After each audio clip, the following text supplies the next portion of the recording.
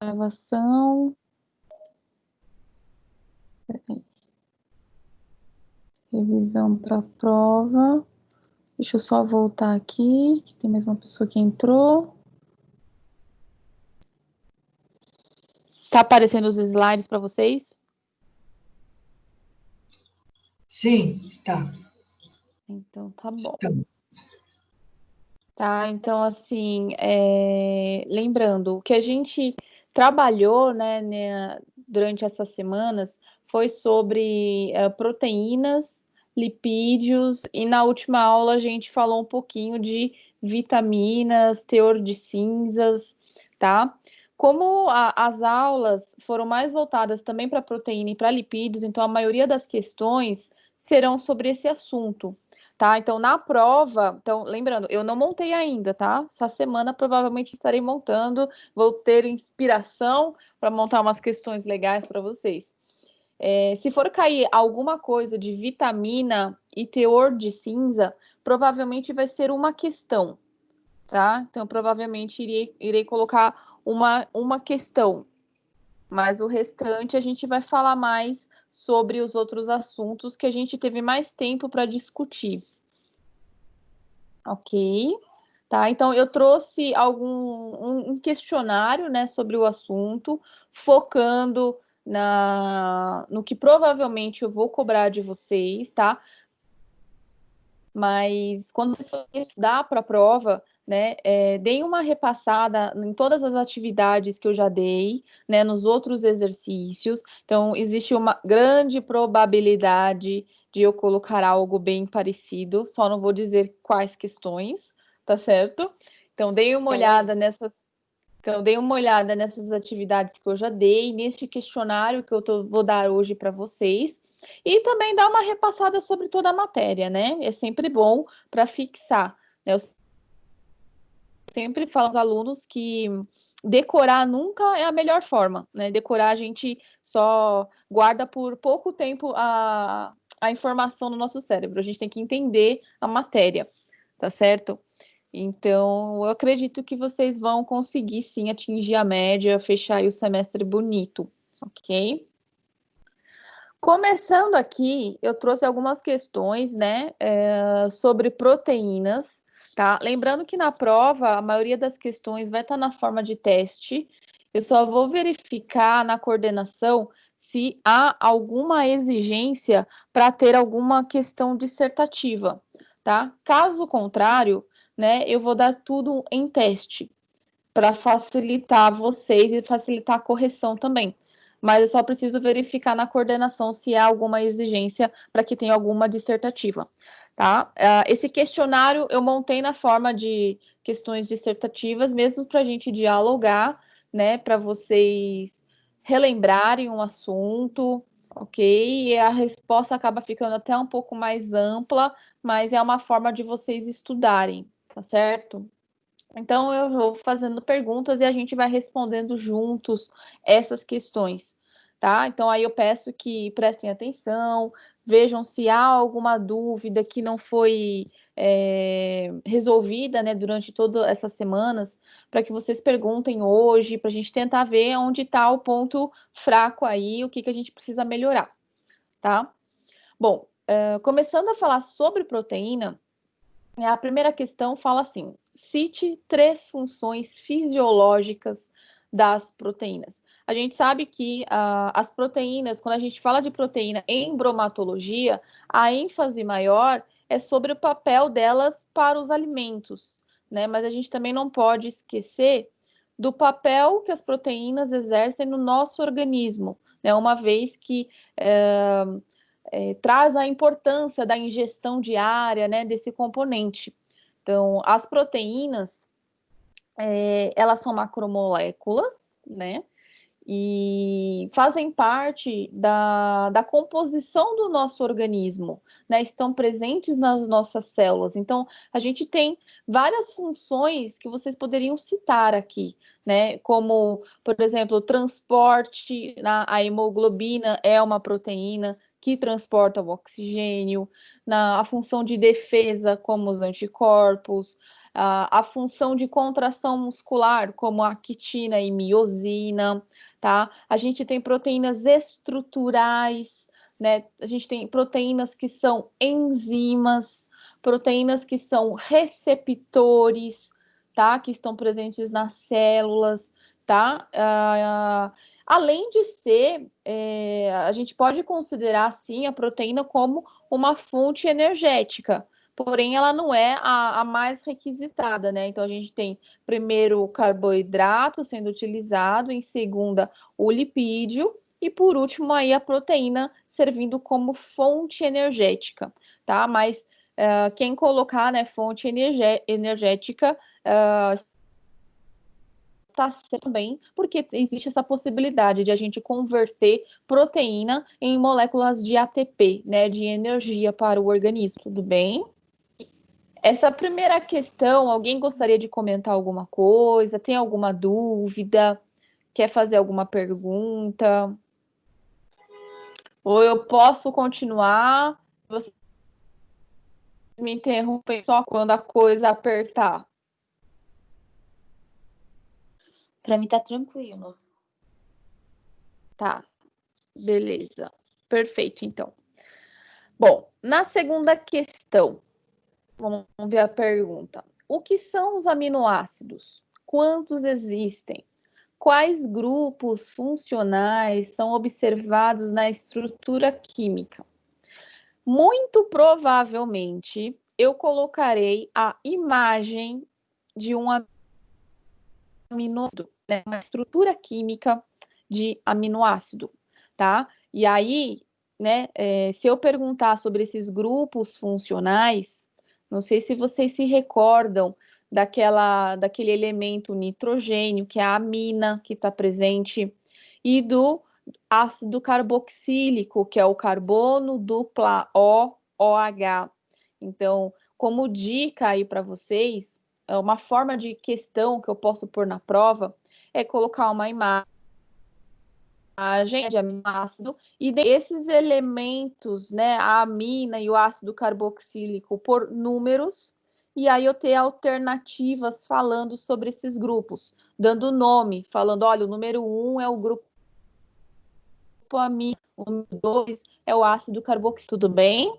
Então já uma dica aí do que eu posso fazer, tá? Para pôr na prova de vocês.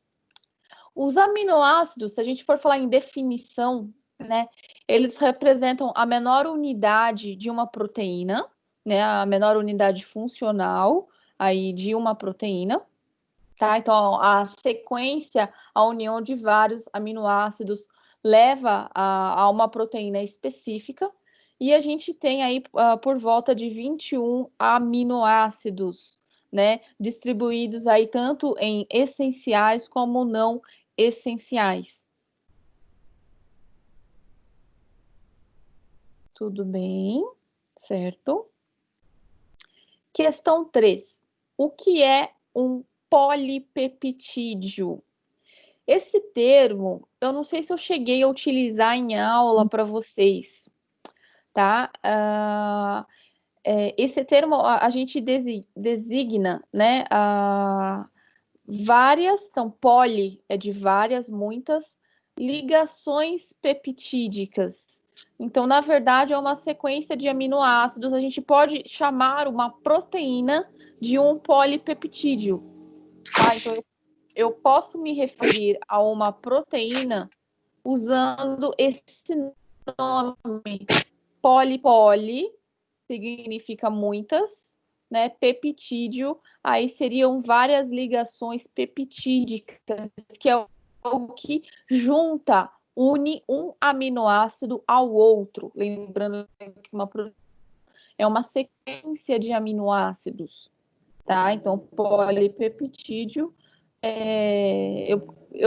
esse termo referi a uma proteína. Okay. Questão 4. O que são aminoácidos alifáticos e aromáticos? E agora? Para essa questão, também provavelmente colocarei imagem, tá? Então, se eu for cobrar né, esse assunto dessa forma, eu colocarei imagens. Não sei se vocês se recordam da primeira aula de proteínas que eu dei para vocês, que a gente falou da classificação dos aminoácidos. Então, dependendo do tipo de estrutura química, eu dou um nome, tá? Então, alifáticos, aqueles aminoácidos que têm uma cadeia simples, tá? Então, a maioria dos elementos da cadeia lateral desse aminoácido são carbonos ao lado do outro, diferente de um aminoácido aromático, que eu tenho um anel pendurado nesse aminoácido, tá?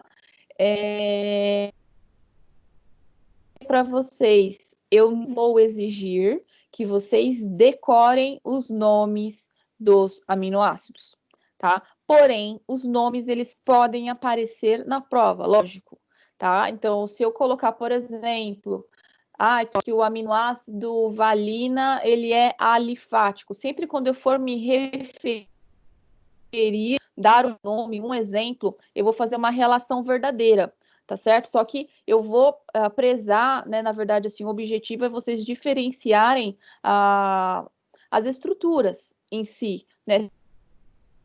Se eu falo mágico, eu tenho que referir àquela imagem, àquela estrutura que tem um anel pendurado.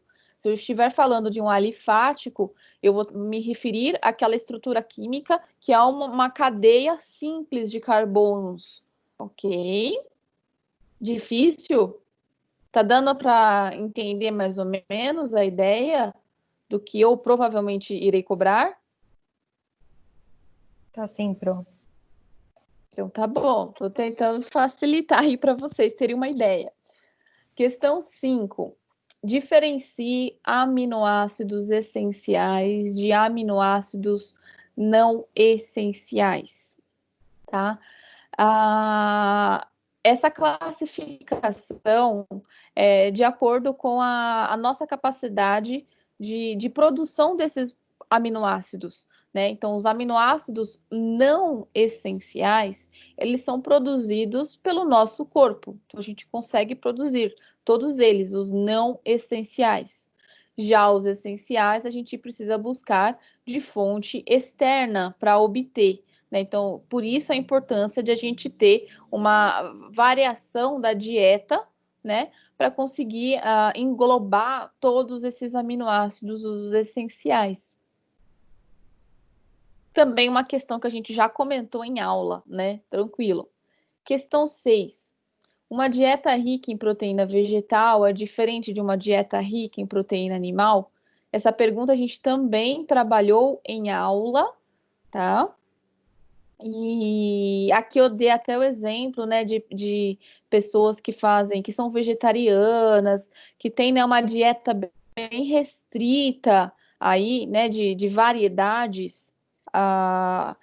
Então, o próprio vegetariano, ele pode ter aí uma deficiência de aminoácidos essenciais, porque ele vai obter apenas proteínas de origem vegetal, que não é completo, né? Então, a proteína de origem animal, a gente consegue obter, né, todos os aminoácidos essenciais. Já a proteína de origem vegetal, ela é mais deficiente. Então, as pessoas que restringem sua dieta, né, pode ter uma deficiência aí proteica. Ok? Questão 7. Explique o que representa a estrutura primária, secundária e terciária das proteínas. Essa questão eu também posso cobrar na forma de imagem, ok? Mostrando algumas representações, por exemplo, a primária, a secundária, a terciária, a quaternária, né? Faltou aqui, deixa eu colocar aqui, né? Secundária, terciária e quartária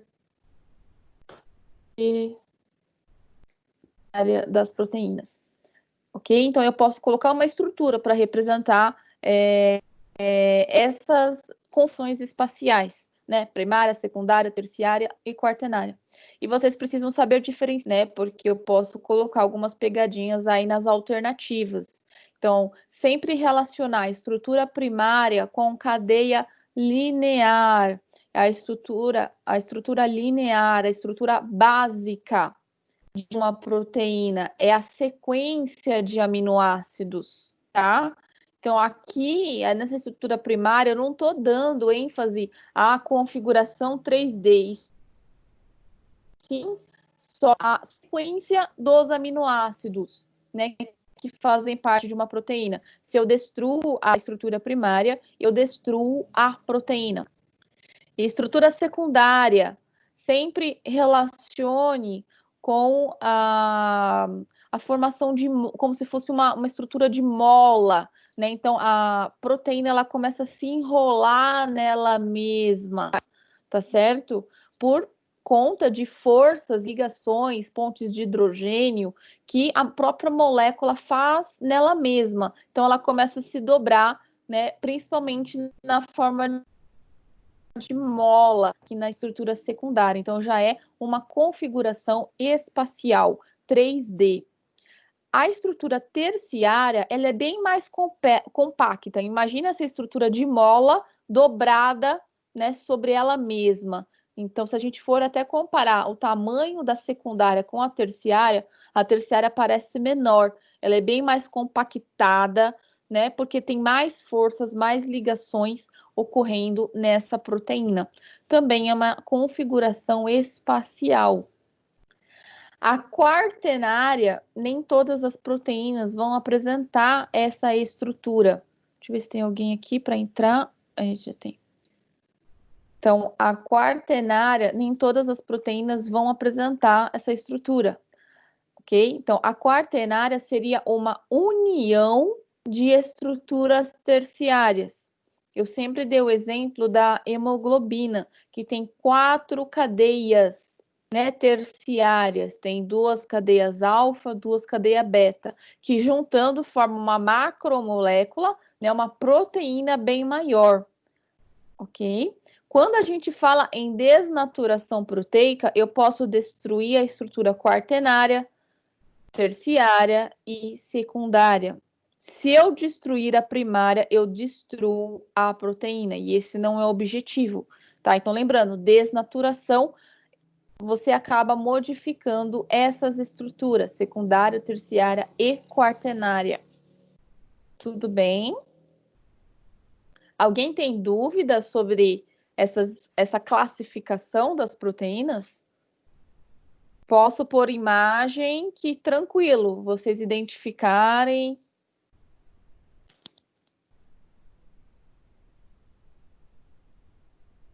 Acho que sim, Bom, Pro. Tem tá alguma bom. imagem agora? Você tem? Se eu tenho agora aqui É, alguma imagem, dessa. Espera só um minutinho. Deixa eu ver se eu consigo puxar aqui. Deixa eu ver aonde está.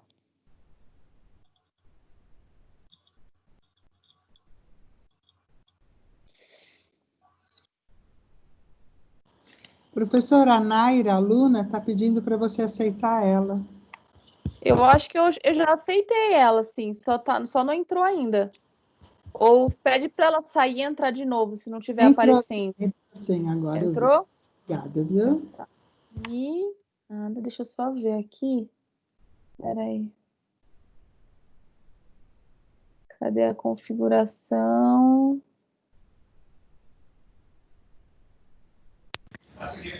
Tem nos slides da aula passada essas imagens. Tem da aula passada também, né? É. Não, tá certo, tá certo. Obrigada. Tem na apostila de proteínas que você deu. É, tá certo. Aqui, ó, essa daqui, ó. Vocês conseguem ver o que eu tô mostrando? Tá aparecendo ou não? Não, as perguntas estão. Não, não está aparecendo, Pro. Peraí. Parar de... Só um minutinho. Compartilhar. Cadê aqui? Deixa eu ver se aparece. Se eu fizer assim, aparece? Não. Vocês estão vendo o fundo do meu computador, não? A área de trabalho? Agora sim. Agora sim, Pro. Ai, que legal. Então, aqui, ó, essa estrutura aqui, ó. Estrutura primária. Certo? Estruturação é a forma de mola. Estrutura terciária, você tem uma compactação, então é como se essa mola dobrasse nela mesma. E estrutura quaternária. Então, você tem a união de várias estruturas terciárias. Então, quando a gente fala em desnaturação, eu estou desconfigurando, desenrolando as proteínas. Então, eu modifico a estrutura quaternária, estrutura terciária e estrutura secundária. Eu só não modifico a estrutura primária, porque ela representa a sequência de aminoácidos, tá? E se eu destruir ela, eu destruo a proteína, tudo bem?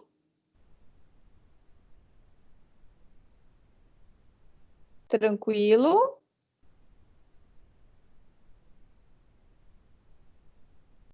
Tá, então Sim. questão 7, tranquilo. Vamos para a questão 8 aqui. O que é desnaturação proteica? Por que acontece? Quais as consequências? Então, a gente já respondeu um pouquinho, né, sobre ela. A desnaturação proteica seria essa perda da configuração espacial das proteínas. É o desenrolar das proteínas. É o modificar a estrutura 3D, né, espacial dela. Ok? Então, a modificação da estrutura secundária, terciária e quaternária. Por que acontece isso? Porque existem fatores, tá? Que a gente pode submeter, né, aos alimentos, vamos dizer assim, que tem essa capacidade de mudança. Então, por exemplo, o calor é um exemplo, né? Temperaturas elevadas podem causar uma desnaturação. A mudança de pH pode causar também uma desnaturação. O processo de agitação mecânica, né, pode causar uma desnaturação, tá? Então, são alguns exemplos, né, de fatores que vão levar aí ao processo de desnaturação. Quais são as consequências? Para o alimento, é algo bom? É algo ruim ou não? O que vocês acham? A desnaturação acontece só no alimento? Pode acontecer desnaturação no nosso corpo? O que vocês acham? Então, Depois. Oi? Desnaturação do nosso corpo em vida ou depois da vida? Vida depois. Eu acho que eu dei um exemplo para vocês da febre. Por que a gente não pode deixar o corpo, né, durante muito tempo numa situação de febre alta, né, 40 graus? Por que a gente tem que dar um antitérmico? A elevada temperatura no nosso corpo pode causar desnaturação das proteínas. E aí você vai ter aquele quadro de sequelas que o paciente ele pode apresentar depois. Entendeu? Professora, licença. Oi. Aqui não tá aparecendo. Não aparece nada do... Não. Aqui, ó, não tá aparecendo nada do slide. Nada. Eu vou lá. tentar entrar de novo, peraí. Mas é só para você? O restante tá vendo? Estava vendo, sim. Agora Tá sumiu, vendo? Pro. Peraí. Agora voltou. Ainda Pra não. mim, não. Peraí, deixa eu vou fazer... Aqui Vou voltou. compartilhar. Ah, não. Ainda não.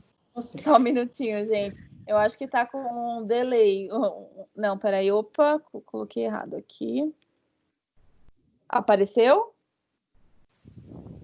Não. Não. Calma. Deixa eu ver aqui. Não sei se é a internet. Agora foi. Aí, Ó, agora na saiu. hora, na hora que eu desconfiguro, Pera lá, deixa eu ver aqui.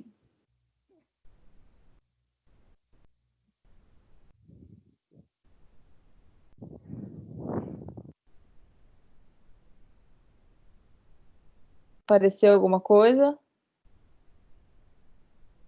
Pra mim, não. Só você tá aparecendo, Pro. Só você. Gente, por que acontece? Antes tinha ido bonitinho. Calma aí. Peraí, deixa eu fechar isso aqui. Deixa eu deixar aberto esse aqui.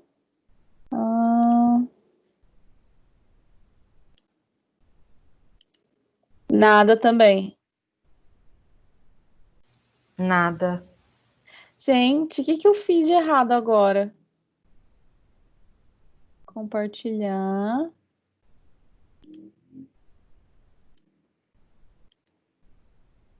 Peraí, calma lá. Deixa eu fechar esse aqui. Não, peraí.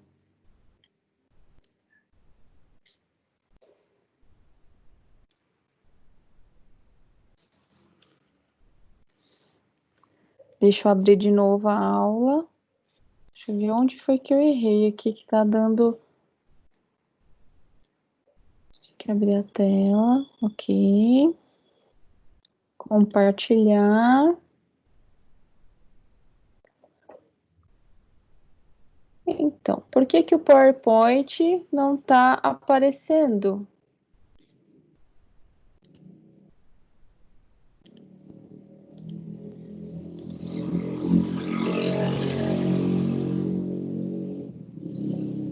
Peraí, gente, um minuto.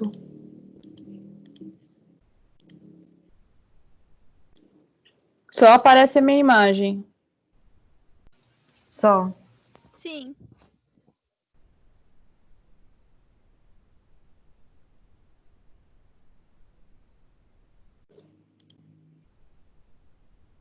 Fecha aqui.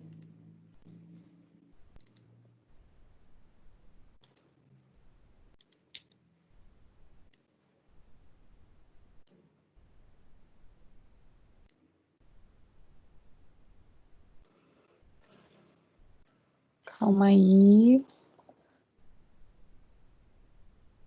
Só porque tava indo bonitinho.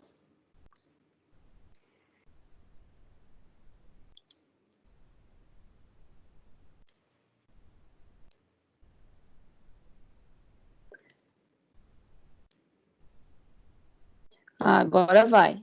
Agora apareceu? Aqui. Não. Agora foi. Agora sim. Agora foi.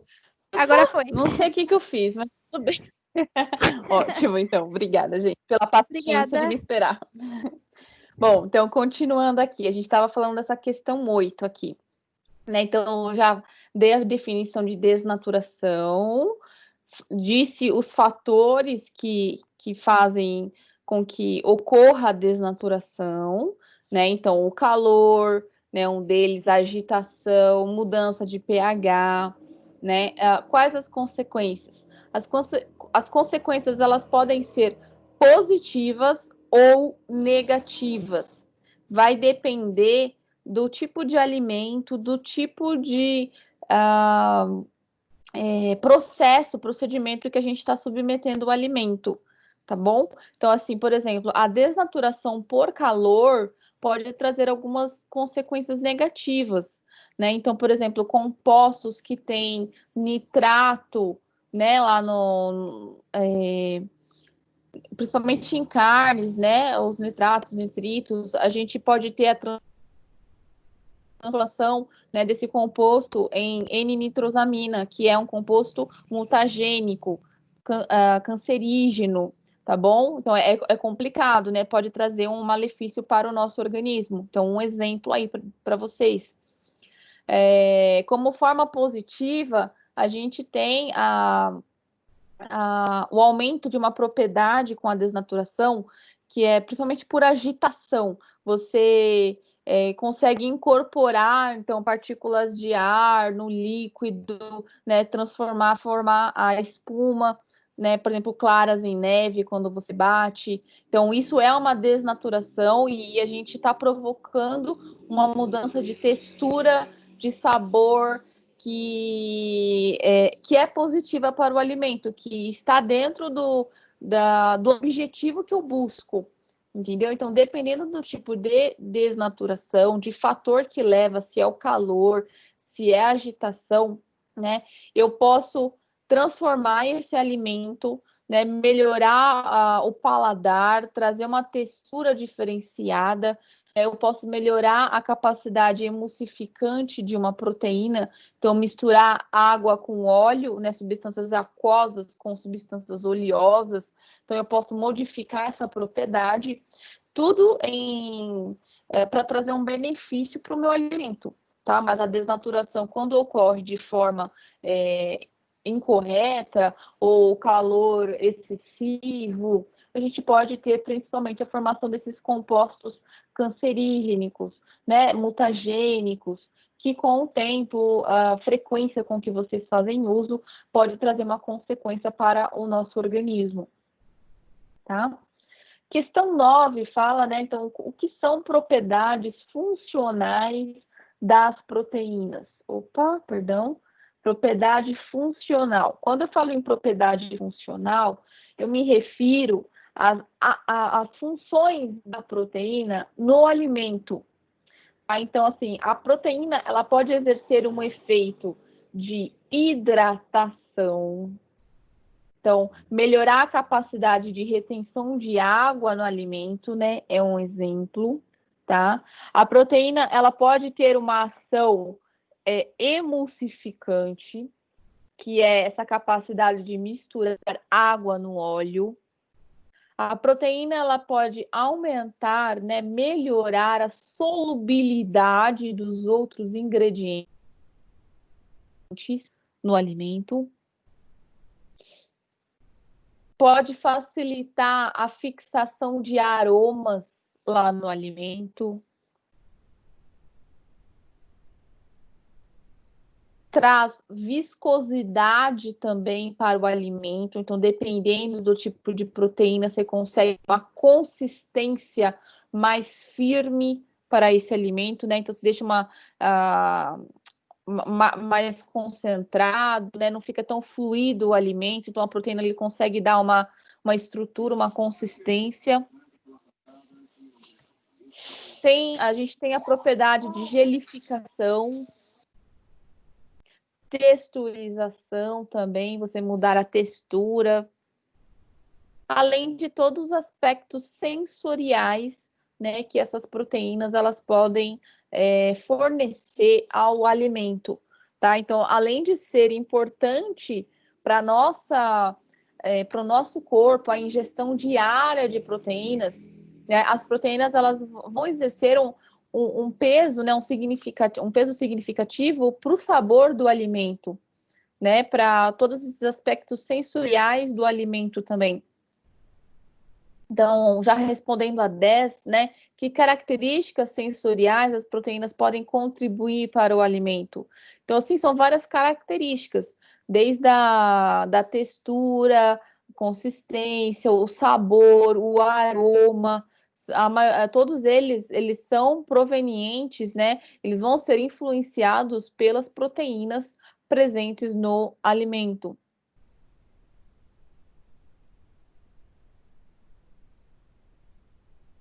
Ok. Vamos para a próxima. Questão 11. O que são enzimas e qual sua importância nos alimentos? Tá? Enzima é uma proteína, ok? É uma proteína com função de um catalisador. Né? O que significa isso? As enzimas têm o poder de acelerar reações químicas dentro do nosso organismo e nos alimentos também, tá? Então, é uma proteína que tem uma função catalisadora, ou seja, acelera processos químicos, né? Reações químicas. Qual sua importância nos alimentos?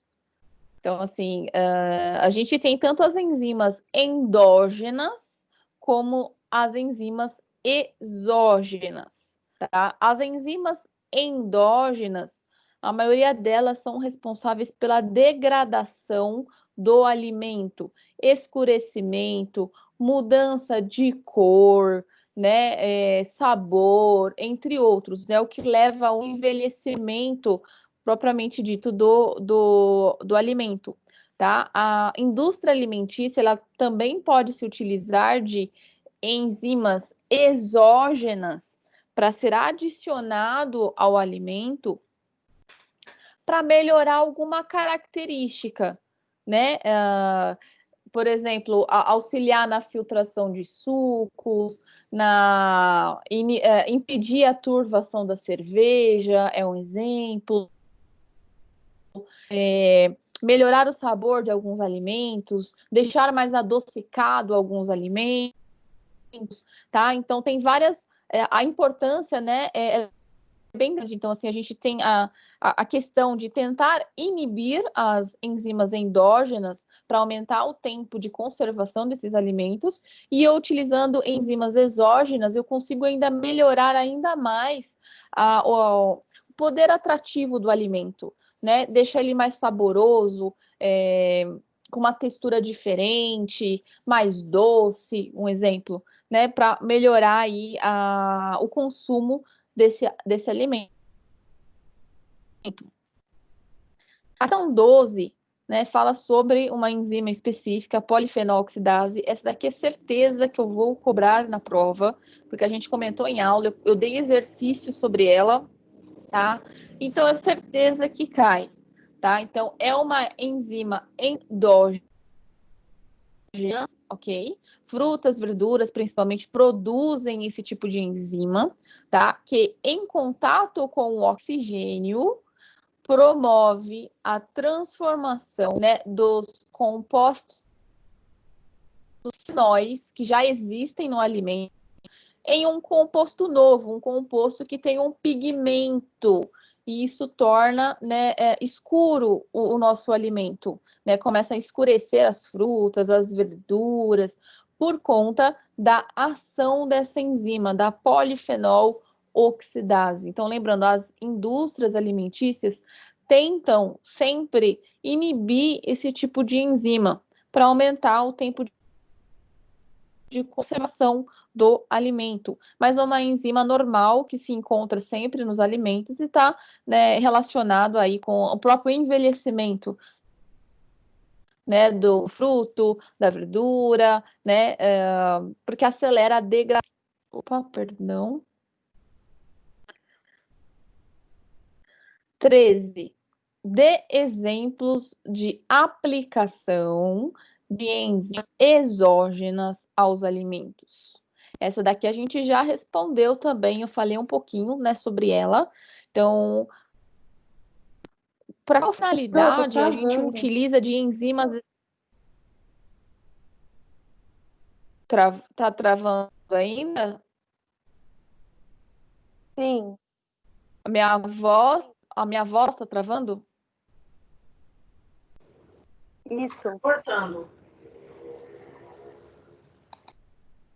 Eu acho que deve ser a internet. O problema é que tá... Não, aqui é a internet. Peraí, deixa eu ir voltar. Eu vou tentar falar um pouco devagar para ver se...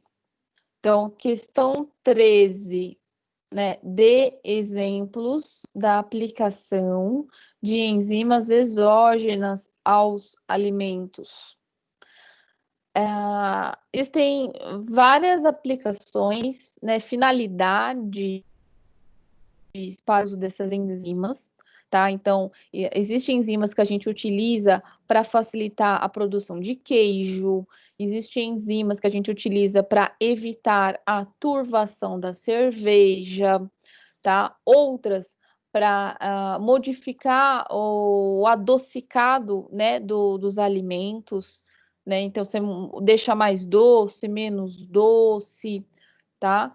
Você pode transformar, por exemplo, algum açúcar, a lactose, em outras formas menores, né? Então, a galactose e a glicose, para os pacientes que têm intolerância à lactose, tá? Então, a gente tem várias finalidades, né? Várias aplicações dessas enzimas exógenas aos alimentos.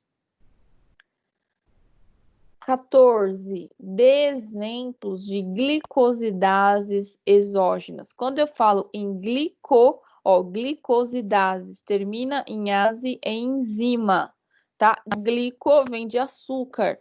Então, eu quero exemplos de enzimas que quebram o quê? Principalmente o amido, entendeu? Que vira açúcar, que vira glicose. Então, nesse exemplo aqui, vocês poderiam colocar vários. Alfa-amilase, beta-amilase, pululanase, glicoamilase,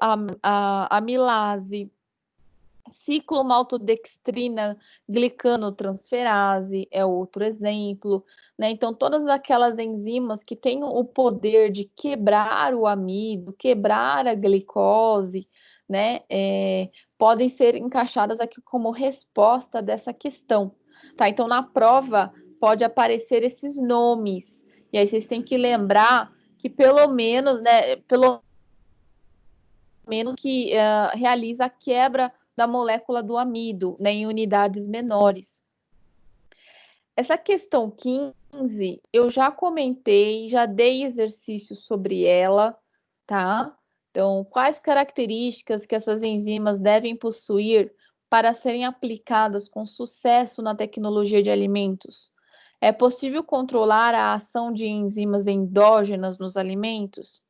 Quais as possíveis estratégias usadas pelas indústrias para controlar o efeito catalítico das enzimas endógenas? Primeiro de tudo, as enzimas precisam ser obtidas facilmente. Então, muitas delas são obtidas de origem vegetal ou até microbiana, né? Algumas bactérias produzem essas enzimas e a gente precisa conseguir obter em grande quantidade. Essa é uma das vantagens aí que a gente tem que buscar, né? Se a gente querer manipular, se a gente quer manipular uma enzima que só é encontrada no lago XYZ lá, que tem dificuldade de acesso, dificilmente a gente vai conseguir empregar na rotina, né, uma tecnologia de alimentos. Então, uma das características que essa enzima precisa possuir é ser fácil de ser manipulada, de ser encontrada, não ser tóxica, tá? Isso é importante. E na indústria, a gente consegue sim controlar as enzimas endógenas, como por exemplo a polifenol oxidase, que leva à degradação. Como que a indústria ela faz isso? Modificando a embalagem, né? Embalagens com atmosfera modificada, a gente tem a adição de algumas substâncias para inibir a própria enzima, então EDTA é um exemplo. Alguns processamentos, como desidratação do alimento, a gente impede a ação da polifenol oxidase também, tá? Então, hoje existe sim ferramentas nas quais a indústria ela tenta aumentar a conservação do meu alimento, né? Inibindo principalmente essa polifenol oxidase.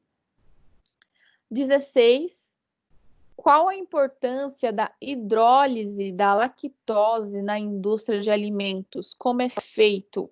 Quando eu falo em hidrólise, eu estou falando em quebra da lactose. Qual que é a importância? É importante para aqueles produtos, alimentos que têm uma restrição, né, uma dieta com restrição de lactose. Tá? Então, eu posso promover a hidrólise da lactose adicionando a lactase, que é a enzima. Então, o alimento ele pode conter a lactose e a enzima, a lactase, que vai fazer a conversão, né, da lactose em galactose e glicose, impedindo que o paciente que tenha, né, uma intolerância à lactose apresente alguns sintomas com a ingestão do alimento, ok? 17. O que são enzimas proteolíticas? Dê exemplos de aplicações nos alimentos. Enzima proteolítica é enzima que atua sobre proteína. Lembra que enzima é proteína, perfeito? Só que essas enzimas, elas podem quebrar outras proteínas, né? Então, essas enzimas proteolíticas quebram proteínas. Exemplos, a gente tem, por exemplo, a papaina, a bromelina, que é utilizado, né, principalmente em produtos cárneos, né, em carne, para promover uma maciez, uma mudança de textura nesse alimento, melhorar a digestão desse alimento pelo nosso corpo, tá? Então, essas enzimas, ela tem esse tipo de aplicação principalmente, né, que é nas carnes para aumentar a maciez, tornar o produto mais macio para o consumo. 18. Quais as consequências das enzimas endógenas, a lipoxigenase, fenol-oxidase e peroxidases nos alimentos? Esses 3 tipos de enzimas, a lipoxigenase, fenol-oxidase e peroxidase, podem estar presentes naturalmente nos alimentos, tá? E todas elas vão levar a um processo de degradação, envelhecimento. A lipoxigenase, ela torna o produto ranço. Toda vez que a gente tem lipídios, gordura no alimento, a gente pode ter uma oxidação dessa gordura, tornando o produto ranço, muda sabor, muda odor, tá? Impróprio para o consumo. Fenol oxidases, o exemplo é a fenol oxidase, que escurece o alimento, e as peroxidases têm a capacidade de alterar, tá? Eu não estou deixando escuro, e sim, por exemplo, se era verde, começa a ficar esbranquiçado, tá? Então, é alteração da cor, não é escurecimento, peroxidase, ok? Dúvidas até aqui? Estão cansados? A gente pode continuar. Agora entrar na parte de lipídio. Alguém tem alguma pergunta, alguma angústia, algo que queira compartilhar com a turma? Por enquanto não, Pro. Então tá bom. Qualquer coisa, vocês me interrompam aí, tá? Vamos entrar então na parte de lipídio. Questão 19. Diferencia gordura de são ácidos graxos saturados ou insaturados. São produzidos por animais ou plantas. São líquidos ou sólidos à temperatura ambiente. Bom, gordura e óleo são formas de você denominar, são termos que a gente utiliza para alguns lipídios, né? Já dando a entender algumas características físicas desses lipídios. Então, gordura, a gordura representa ácidos graxos saturados e óleo, ácidos graxos insaturados.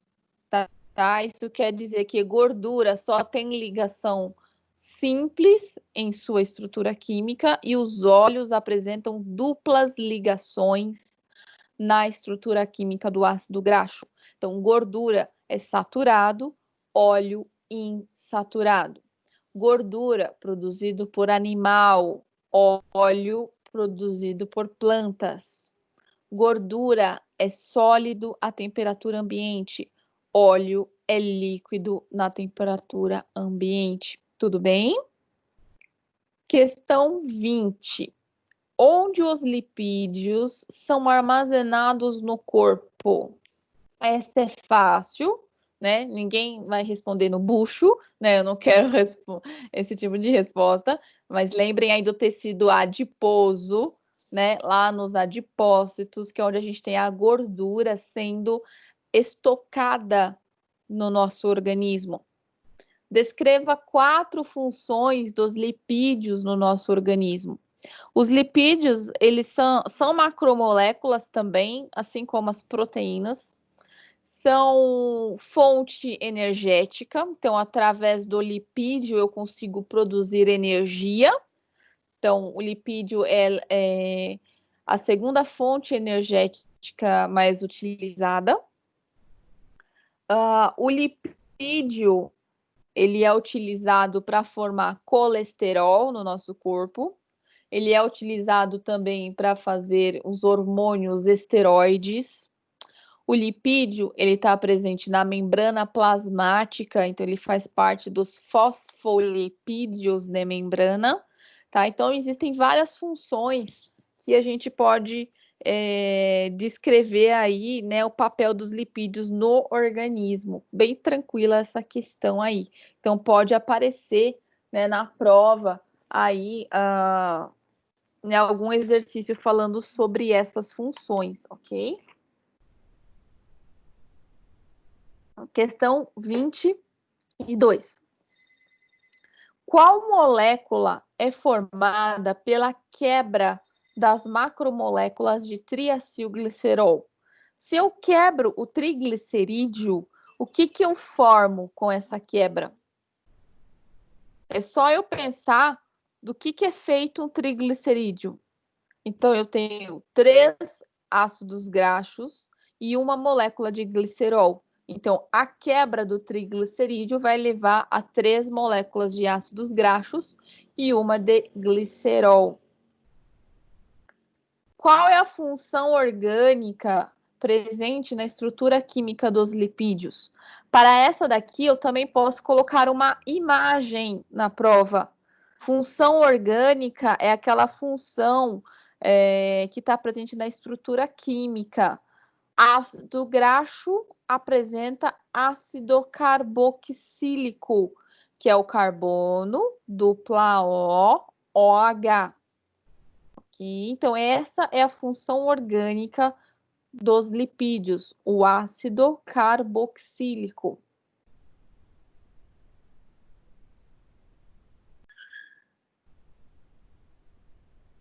Vinte e quatro.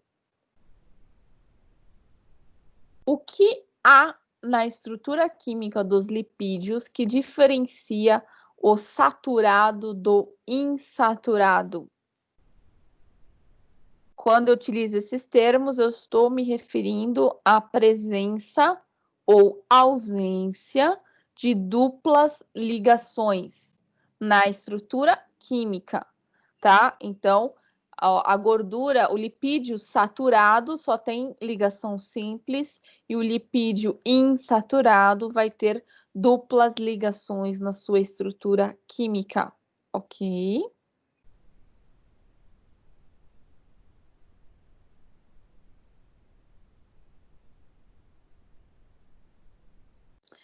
A 25 é quase certeza que pode cair na prova, né? A utilização dessas nomenclaturas para eu designar um ácido graxo, ok? Então, pode aparecer, tá? Esses números lá no enunciado, nas alternativas, o que vocês vão ter que avaliar. Como também pode, turma, aparecer, por exemplo, um desenho, uma imagem, mas eu vou tentar não usar imagens para essa questão, tá? Então, eu quero que vocês se baseiem só no significado desses números. Então, para quem não lembra, o primeiro número, por exemplo, esse 16, o 18, aqui, deixa eu só arrumar, que só tem uma troca aqui, peraí.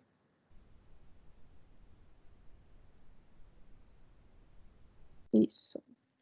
O 16, o 18 e o 6, aqui, ó, 16, o 18 e o 6, representam a quantidade de carbonos na estrutura química do ácido graxo. O número que vem em seguida representa quantidade de duplas ligações no ácido graxo. Então, nesse primeiro exemplo, eu tenho duas duplas ligações. Isso na posição 3, no carbono 3 e no carbono 5. Então, esse ácido graxo, eu digo que ele é insaturado. Ok? Esse outro aqui, a gente tem 3 duplas ligações, na posição 9, na 12 e na 15. Esse também é um lipídio aí insaturado. E esse aqui, ó, que apresenta só 6 carbonos na sua estrutura. E tá aparecendo aqui um 0 em seguida. É porque não tem dupla ligação. Logo, é uma gordura saturada. Tranquilo? Alguém tem dúvida nessa nomenclatura, nesses números? Ainda não entendeu?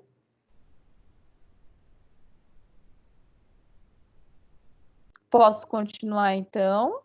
Professor, e você só queria que diga, que diga se esse é uma gordura saturada ou insaturada, não é? Isso, exatamente. Então, assim, o que eu posso colocar no enunciado, nas alternativas? Eu posso pôr o número desse jeito aqui, ó, e de repente completar, né, falar que é uma gordura saturada, né? Ou falar, não, é uma gordura insaturada, só que só faz uma dupla ligação, tá? Então, o que é importante vocês verem? Quantas duplas ligações fazem, que é esse segundo número, e sempre relacionar o número com essa classificação de saturado e insaturado. Só pelo número eu sei se provavelmente vai ser uma gordura ou um óleo. A gordura é sempre saturada e o óleo é sempre insaturado. Deu para entender? Responde sua pergunta? Sim, obrigada, professor. Tá bom. Bom, vamos para a questão 26, então. Aqui eu coloquei alguns exemplos, tá? Que pode aparecer na prova, né? Então, por exemplo, manteiga, azeite de oliva, óleo de girassol. Lembrando, manteiga sempre tem uma origem animal aí, então, assim, é uma gordura saturada. Tanto o azeite de oliva como o óleo de girassol tem uma origem vegetal, né? Foi retirado aí de plantas, tá?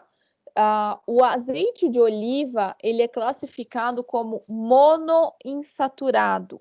Por quê? Porque ele só apresenta uma dupla ligação na estrutura química.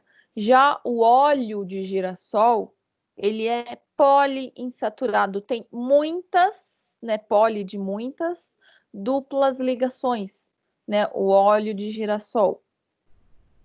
Aqui. Questão 27, né, o que são os lipídios essenciais para o nosso organismo? Da mesma forma que existem os aminoácidos essenciais, que são aqueles que eu não consigo produzir, também existe os lipídios que eu não produzo. Então, a maioria deles eu consigo produzir no corpo, tá? E aí existem ácidos graxos aí que eu não consigo produzir, que eu preciso obter de fonte externa, né? O ômega 3 é um exemplo desse, tá? Que eu preciso obter de fonte externa. E é essencial, né, ao nosso organismo. É só para saber identificar se aparecer essas palavrinhas essenciais, não essenciais, né? Um a gente produz, o outro não produz. Questão 28. O que são reações de saponificação? Isso aqui eu comentei, se eu não me engano, na aula passada com vocês. Não sei se vocês se recordam que as gorduras apresentam a capacidade de formar sabão quando eu misturo elas com substâncias alcalinas, as substâncias básicas. Então, pelo próprio nome, saponificação, né, significa formação de sabão pelo uso de gordura né, junto com substância alcalina. A 29 é bem parecida com uma que a gente já respondeu também. Então, qual que é a composição dos triglicerídeos? Né, do que é formado? 3 ácidos graxos e uma molécula de glicerol. Tranquilo essa, sem problemas. Questão 30, é quase certeza que vai cair na prova, tá? Então, o que são gorduras trans? Como são produzidas e quais as vantagens e desvantagens? Gordura trans é aquela gordura produzida, né, na indústria após um processo de hidrogenação, tá? Então, a gordura trans, né, ela veio de uma gordura insaturada. Então, vamos lembrar, insaturado é líquido à temperatura ambiente, porque é um óleo, tá? E durante o processamento de alimento, eu quis modificar a textura, eu quis deixar mais consistente essa gordura, então eu submeti esse óleo, né, essa gordura insaturada, ao processo de hidrogenação, que é a adição de hidrogênios à molécula, e isso faz com que eu tire as duplas ligações que a molécula apresenta. Então, de uma gordura insaturada, essa gordura ela passa a ser saturada e começa a ficar sólida. Tudo bem? Você no seu trabalho deu uma pergunta sobre isso e eu fiquei com uma dúvida. Você Diga. falou se uma gordura pode ser insaturada e saturada. Mas, pelo que eu li, ela não pode ser as duas coisas. Ela age como se fosse... essa gordura insaturada age como se fosse saturada. Mas ela não é a mesma coisa. Eu estou correta no raciocínio? Ela é, exatamente, ela não é a mesma coisa. Então, assim, ó, vou até colocar aqui para vocês. Ela, de início, era insaturada, porque tinha duplas ligações, tá? Quando eu faço o processo de hidrogenação, que eu coloco hidrogênios na molécula, eu consigo quebrar algumas duplas ligações, tá? Então, assim, ela vai começar a apresentar um comportamento de gordura saturada. Por isso que ela começa a ficar mais consistente, mais sólida. Deu para entender? Então, quando eu coloco hidrogênio na molécula, então, por exemplo, se a molécula, o ácido graxo, ele apresenta uma dupla ligação, né, na sua estrutura. Quando eu coloco hidrogênio, eu consigo fazer com que essa estrutura química ela perca essa dupla ligação, entendeu? Pela adição de hidrogênio, tá? Então, ela vai apresentar um comportamento de uma gordura saturada, porque eu forcei uma mudança estrutural nessa molécula, tá? Por que eu chamo de gordura trans? Né? Após a hidrogenação, eu posso ter a formação de gordura cis e gordura trans. Isso significa o quê? Gordura cis, eu tenho hidrogênios do mesmo lado da molécula.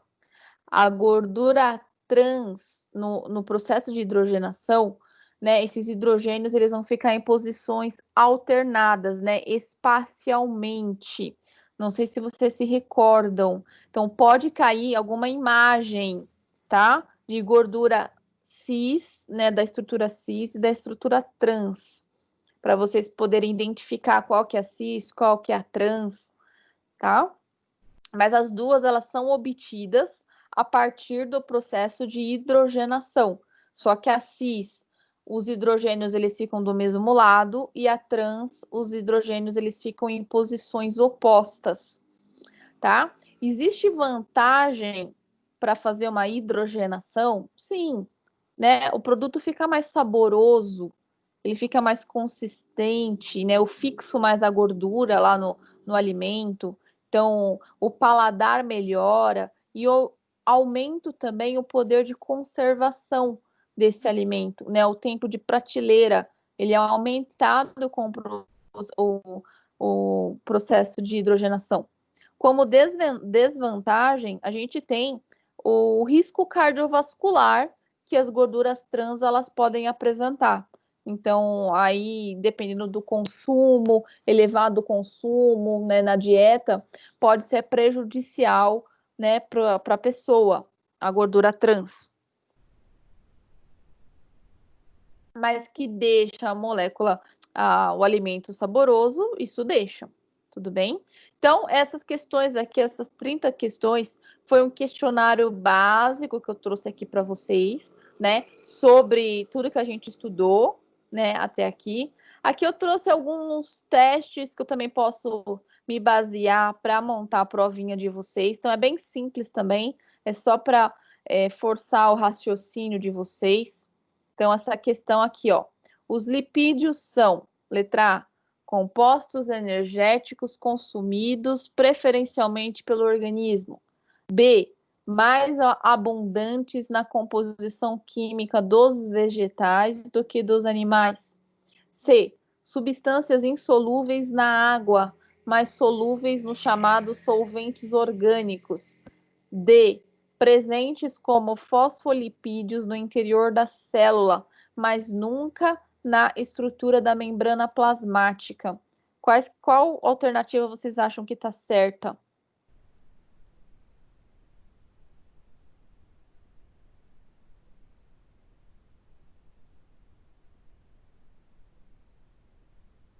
Eu acho que é C. Letra C, isso mesmo. A letra C, ela está correta, ok? Não, ó, a tá errada porque não são, como fonte energética, ela não é a fonte preferida. A gente tem os carboidratos como fonte preferida, tá? Em relação à composição de vegetal e animal, o animal tem muito mais lipídio e gordura do que o vegetal. E aqui, ó, na D, o lipídio ele está presente tanto nos fosfolipídios, né, na membrana plasmática. O fosfolipídio ele é encontrado na própria membrana plasmática, então aqui já está errado a letra D, ok? E a C está certa, porque óleo não se mistura com água, mas a gente consegue solubilizar em solventes orgânicos. Vamos tentar fazer esse complete. Deem uma olhada e me digam qual alternativa seria correta.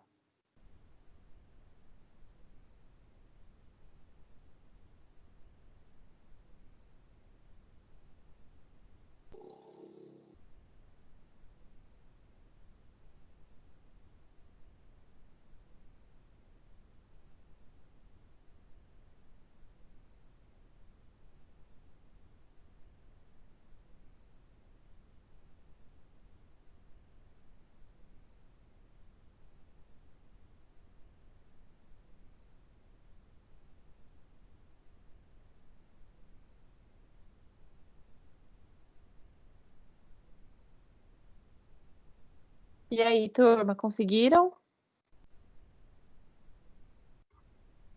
A D, professora? A D também, exatamente. Então, os esteroides, eles são hormônios provenientes do próprio colesterol, né? Então, são lipídios, então, são considerados uma categoria especial de lipídios, sendo o colesterol o esteroide mais conhecido. As células utilizam o colesterol como matéria-prima para a fabricação das membranas celulares e dos hormônios esteroides. Certinho. Próxima questão, também bem simples. A hidrólise da molécula de lipídios produz o quê? Aminoácido e água, ácido graxo e glicerol, glicose e glicerol, glicerol e água, e ácido graxo e água. O que vocês acham?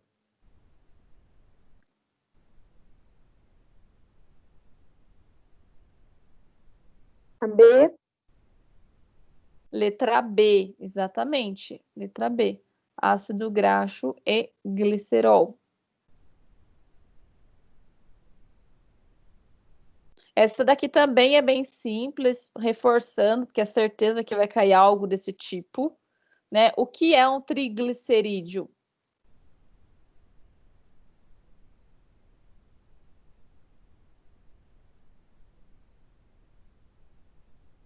É a Letra A, perfeito. Uma molécula de glicerol e 3 de ácidos graxos. Perfeito. O que é uma gordura saturada?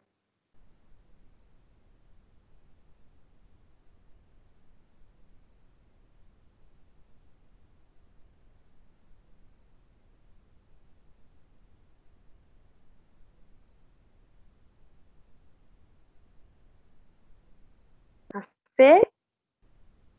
Letra C. Então, vão gabaritar a prova, tirar 10, 4.000, né? Na verdade, que a prova vale 4.000. Exatamente, gordura saturada, gordura sólida. É uma gordura de origem animal, por isso que a A tá errada, né? E a B também. O que é uma gordura insaturada?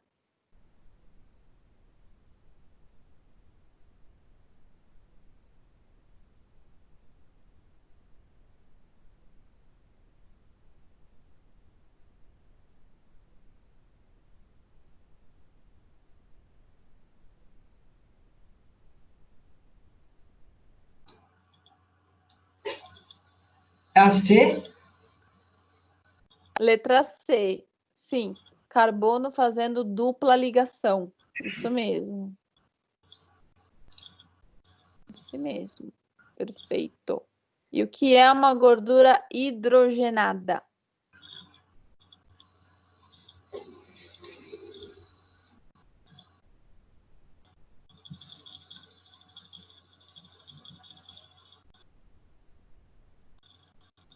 É a B?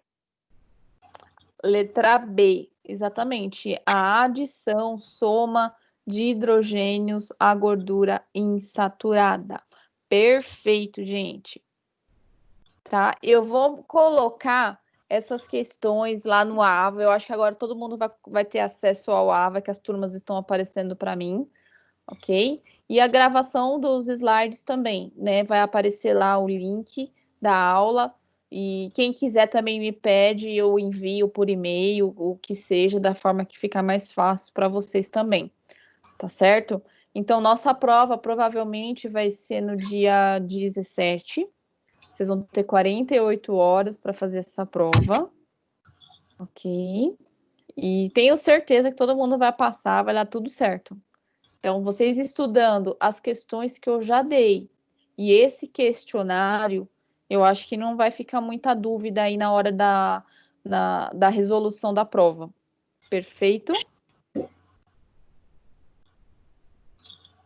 Tá bom? Sobre hoje, deu para revisar, dar uma clareada na cabeça, ajudou a tirar algumas dúvidas. Vou mandar o material para vocês. Bom, eu espero que vocês tenham aproveitado. Eu agradeço aí a atenção de vocês, tudo bem? E qualquer coisa vocês me escrevam, tá certo? Tá, obrigada. Isso foi bom. Obrigada. Muito Tá obrigada. bom, obrigada. Tá bom, vai dar tudo certo aí na prova. Uma boa noite para vocês aí. Vou mandar o material já para vocês, tá? E a gente vai se falando, tá certo? Professor, Então, tá bom. Muito obrigada, gente. Um beijo. Oi. Quem tá falando? é eu, o Rodrigo. Você está Oi. tendo acesso ao AVA já para gente? Sim, o AVA, sim. Eu vou colocar o material lá. Eu acho que todos vão conseguir ter acesso. Mas eu vou Tá, mandar para os representantes também para poder encaminhar os demais. tá. Todas as aulas que você deu, então, né? Isso, Tá, sim. beleza. Eu vou até modificar lá no AVA, porque eu já tinha postado umas aulas que eu acho que só a turma não estava vendo. Eu vou ver se eu consigo editar para já aparecer para todos vocês. Tá Tá bom. bom? Beleza. Então tá bom. Então, uma boa noite para todo mundo. Boa E noite. fiquem aí em paz, tudo certo. Beijo para todos. Um beijo. Tchau. Beijo. Tchau, Pro.